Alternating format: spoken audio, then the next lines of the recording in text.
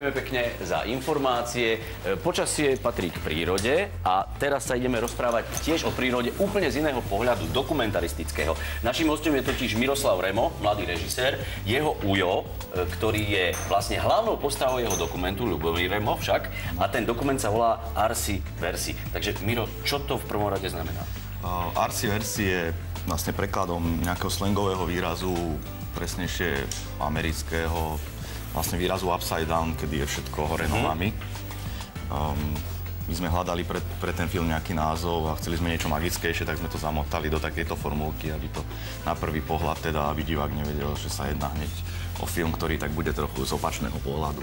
My teraz na obrazovkách vidíme aj ukážky, teda vlastne úryvok, začiatok tvojho filmu. Vieme, že dostáva ceny v zahraničí a vieme, že je veľmi úspešný aj na našom teda dokumentaristickom trhu.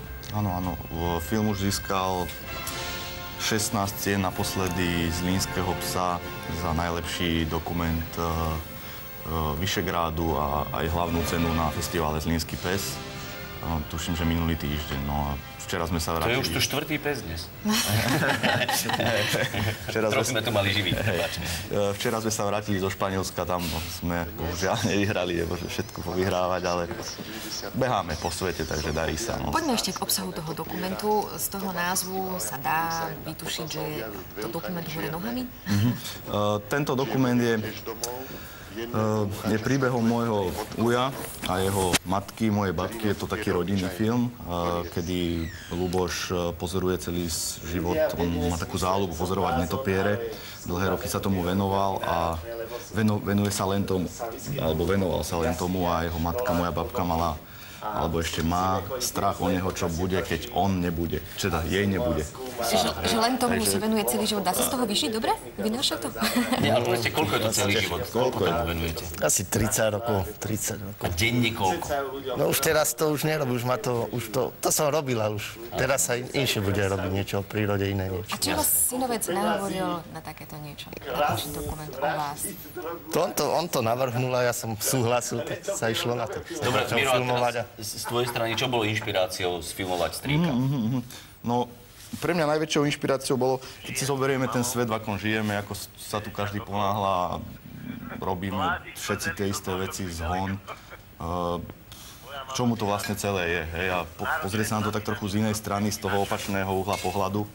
A bol som veľmi rád, že som tento opačný uhol toho nazerania na život a prípadne nejakej tvorby a... To bola babka, čo sme tam videli teraz podávať, áno? Áno, a reflexie, a nejaké reflexie k tomu, tak bol som veľmi rád, že som toto našiel vo vlastnej rodine.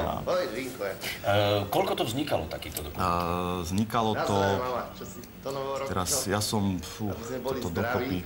Zhruba 2 roky od počiatočnej myšlienky až po záver, teda po konečný strih, ale čistého času, ja neviem, 3-4 mesiace, keby sme to nejako nahustili. A robil si iba na tom, alebo si to robil popri niečom inom ešte? Jasné, ja pracujem popri, jasné, že som to robil popri. Na Slovensku neviem, či existuje nejaký filmár, dokumentarista, ktorý robí svoje filmy a nerobí nič popri. Áno. To neviem, či sa dá, ale možno raz. Tento dokument povyhrával množstvo cien, ale možno ho mnohí naši diváci ešte nevideli. Budú mať tú šancu kedy, kde? Najbližšie bude odpremietaný na Febiofeste, tuším 30. marca v priestoroch školy, teda VŠMU.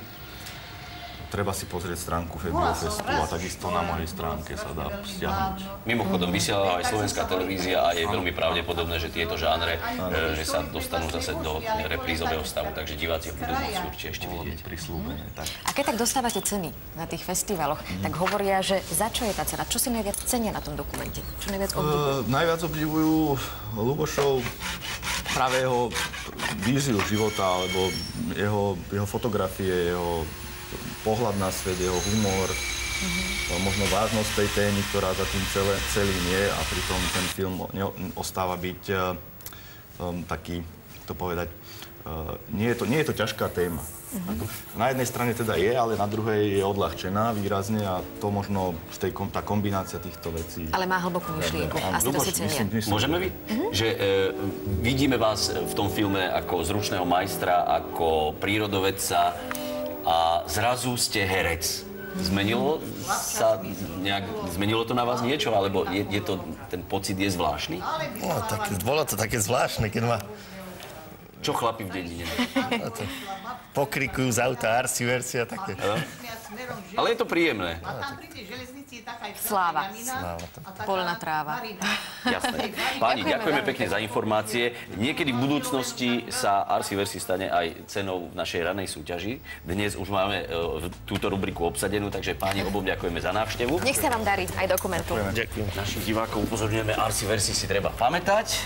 Tonko Mesároš už nám pripravil takýto chutný jarný šalát. A čo robíme teraz? Teraz už finišujem s tými cestovinami jarnými. Som išiel na to tak, že som si nakrájal jarnú cibulku na kolieska.